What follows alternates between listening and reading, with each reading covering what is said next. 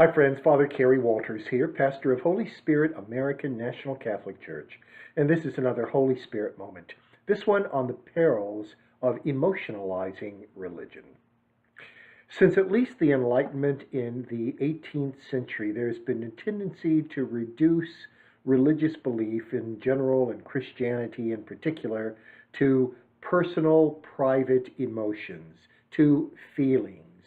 The Enlightenment philosophers who insisted upon this definition of religion did so because they were dyed-in-the-wool empiricists. They believed that the only kind of legitimate factual knowledge that we have comes from the senses, and that the senses in no way whatsoever suggest the existence of a God. Of course, in saying this, they went contrary to centuries and centuries of philosophical reflection on the existence of God, but let's allow them their point for now, just for the sake of the discussion. So what happened was that they relegated, or they exiled, might be a better word, religious belief from the objective realm to the subjective or interior realm, insisting that anyone who believes in God does so because he or she experiences a kind of emotional high when doing so. This exile of God from the realm of objective truth to subjective feeling continued throughout the 19th century. We see it in Feuerbach, we see it in Karl Marx, and in the 20th century we see it in Sigmund Freud, all three of whom psychologized God to such an extent that God becomes once again just a product of our inner world rather than any kind of independently existing being. People tell us that we live in a postmodern world now, a world that has in one way or another moved beyond or repudiated the Enlightenment empirical worldview. And to a certain extent that may be true, but it seems to me that the postmodern world, if indeed that is the world in which we live, has likewise doubled down on the claim that religious belief is purely subjective and purely emotive. Because the postmodern world has tended to reduce everything to either a reader response or a power play. All knowledge is either subjectively a response on the part of the knower, or it is a disguised power play between different facets of our culture, between social classes, or between different ideologies in the culture. Well, that's not too surprising when we speak about people who are skeptics and who deny the objectivity of religion and the truth value of religious claims. But what is more surprising is that we often see religious people in general, and Christians in particular, adopting a similar way of thinking about God.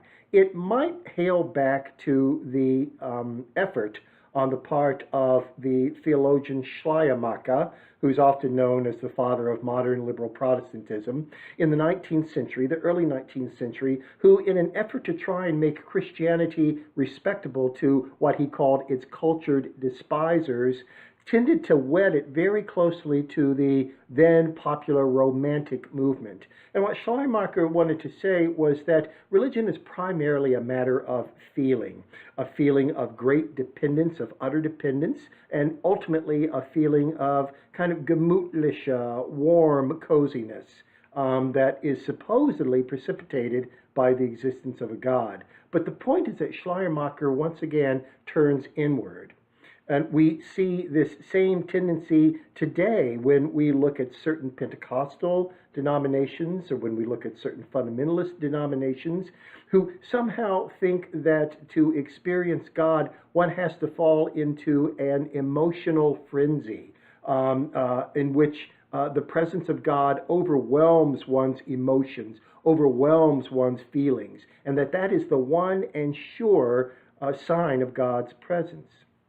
Even in non-Pentecostals and non-fundamentalists, we see a tendency in this direction.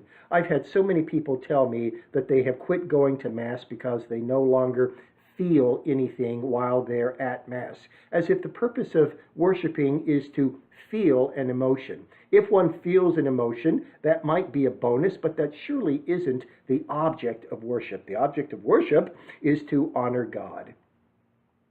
Now, if we privatize religion in this way, if we assume that religion is nothing more than a personal, emotive feeling or personal sentiment, then we're treading in dangerous water.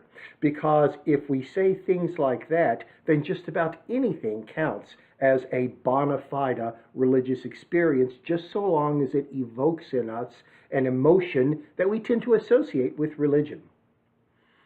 I think that this dangerous claim was taken to its logical conclusion by the brilliant British novelist and essayist Aldous Huxley in his 1932 classic book, Brave New World. Brave New World, as everyone knows, is a dystopia, but it's a dystopia of the future society, the future horrific society that isn't at all like, for example, George Orwell's 1984. In 1984, what Orwell depicts is a society of the iron heel, a society in which people are physically and psychologically manipulated, coerced, in order to keep them in line. But in Huxley's Brave New World, what we have is a dystopia not of the iron heel, but of the perpetual smile. People are manipulated and controlled not by frightening them or coercing them, but by making them supremely pleasured all the time.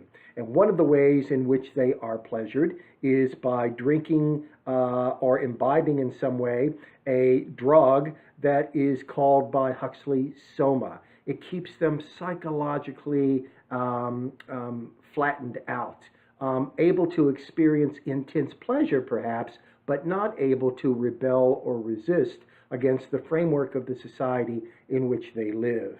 And the other drug that Huxley argues is used to keep the Brave New Worlders in line is sex. So drug and sex both induce a flattening out effect that gives way to intense moments of pleasure, but never gives rise to overt feelings of resistance or rebellion. That's how the Brave New World keeps its people in line. I mention this because there is a religious ceremony that's practiced in the Brave New World that seems to me to be once again the logical consequence of reducing religion to nothing more than sentiment or feeling. And let's call it the Orgy Porgy religion. This is what happens. 12 people gather for a fortnightly liturgical ceremony in order to worship. They are paired off, male, female, male, female. And they have something that suggests the Eucharistic cup, the communion that we Christians practice. But this cup is not filled with water and wine. Instead, it's filled with strawberry ice cream that has been laced with soma. This cup passes around the crowd 3 different times, and each time the worshipers intone a mantra. I drink to my annihilation. I drink to the great being. I drink to being dissolved as one into the great being. And after they are all pretty well intoxicated with the soma-loving cup, tom-toms begin to beat out a frenetic rhythm. And sooner or later, the people begin swaying in their seats to the rhythm of the tom-tom. And then spontaneously, they jump up and they begin to dance around the chapel in a kind of rumba way, hands on hips. They become more and more frenzied, more and more excited. The tempo of the music increases faster and faster until finally Huxley tells us they all collapse onto couches and copulate in a wild and frenzied way. And at the end of the copulation, their religious ecstasy has been spent, and they leave the Orgy Porgy religious ceremony believing that they have communed with God because they have experienced this intense, oceanic, orgasmic feeling. Now, of course, Huxley's Brave New World, like all dystopian novels, is a satire. But it's a satire with teeth in it, as all good satire is, because I believe what Huxley is doing is warning us against the perversion of believing that religious belief has no objective truth value whatsoever, that it is in no way based upon independently existing fact, but that is just a mere invention of the human mind that craves emotional, sentimental highs and chooses to masquerade them as religion.